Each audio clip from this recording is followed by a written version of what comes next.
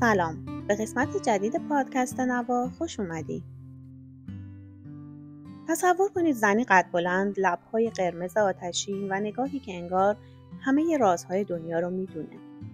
کت شلوار مردونه، پیراهن سفید، کلاه سیلندری مشکی و سیگاری باریک در دست.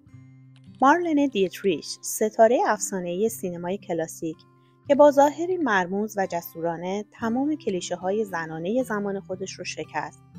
اما پشت این تصویر خیره کننده یک تناقض عجیب پنهان بود. دیتریشی که سالها الهام بخش دنیای مد بود، خودش میگفت من اصلاً به مد علاقه‌ای ندارم. ماریا مگدالن دیتریش، معروف به مارلنه، در سال 1901 در برلین آلمان متولد شد. از کودکی با دنیای هنر آشنا شد. موسیقی کلاسیک، تئاتر و فضای فرهنگی برلین پر جنب و جوش اوایل قرن 20. در نوجوانی ویولونیست مستعدی بود و رویای نوازندگی داشت. اما وقتی آسیب دید و مجبور شد موسیقی رو کنار بذاره، به سمت بازیگری کشیده شد. شاید همین تغییر مسیر ناگهانی بود که بعدها به دیتریش نگاه خاصی نسبت به نقش بازی کردن و ساختن تصویر بخشید.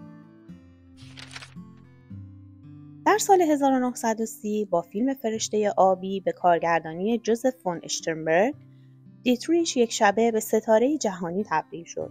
لباسهای ظریف، حرکات نرم و صدای خمارش تماشاگران را مسحور کرد. اما خیلی زود دیتریش تصمیم گرفت پا رو فراتر بذاره. اون نمیخواست فقط یک چهره زنانه کلاسیک باشه، بلکه میخواست چیزی فراموش نشدنی بسازه. در همان سال به دعوت هالیوود به آمریکا رفت و همکاری‌هاش با اشترنبرگ ادامه پیدا کرد. فیلم‌هایی مثل مراکش و شاهدی برای دادستانی از او چهره‌ای ساختند که فراتر از مرزهای فرهنگی و جنسی حرکت می‌کرد. در سال 1940 دیتریش در مصاحبه‌ای با صراحت گفت: اگه قرار بود فقط برای خودم لباس بپوشم، احتمالاً یه شلوار راحت مردونه و یه پیراهن ساده انتخاب می‌کردم. لباسا خسته کنندن. اما همان لحظه با هیجان از عشقش به شلوار جین‌های مردونه حرف زد. به نظر می‌رسید او بیش از مد و آزادی علاقه داشت. آزادی انتخاب، آزادی بودن خود واقعی. مارلن یک جمله معروف داشت: در درونم من یک جنتلمن هستم. و واقعاً هم همین تصویر را از خودش ساخته بود. در زمانی که هالیوود پر بود از زنان با لباس‌های پرزرق و برق، دیتریش با کت شلوار مردونه، کلاه و سیگارش تصویر کاملا متفاوتی به نمایش گذاشت. اون آگاهانه از مد استفاده می‌کرد، اما برده اون نبود. در فیلم مراکش در سال 1930 دیتریش مرزهای سنتی رو شکست. با کت شلوار مردونه وارد کلوب شد. آواز خوند و در یکی از اولین صحنه‌های سینمایی تاریخ زنی را از روی لب بوسید. این صحنه نه تنها دنیای سینما را تکان داد، بلکه به نوعی پیام آشکاری درباره آزادی، جنسیت و بی‌مرزی استایل بود.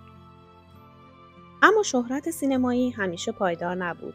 در دهه 1950 وقتی ستاره سینمایی او رو به افول گذاشت، دیتریش وارد دنیای کاباره شد.